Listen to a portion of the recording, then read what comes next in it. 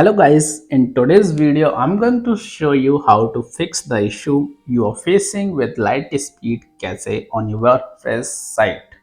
I'm sure you have tried searching on the internet and YouTube for a solution but could not find a clear answer. Don't worry, I'm here to help you fix the issue completely.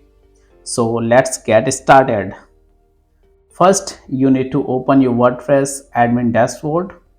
From there, click on the plugins section and then select installed plugins. Here you might notice the issue in drop-in section, especially with the object-cache.php file. To fix this, go to the LiteSpeed Cache section from your dashboard. Navigate to the Cache section. Click on the Object tab where you will see that object cache is enabled. Simply turn it off and that's it. Now check your website and you should see that the problem has been resolved completely.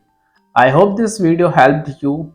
If you found it useful, please drop a comment, share it with your friends, and don't forget to subscribe to my channel for more helpful content. Thanks for watching.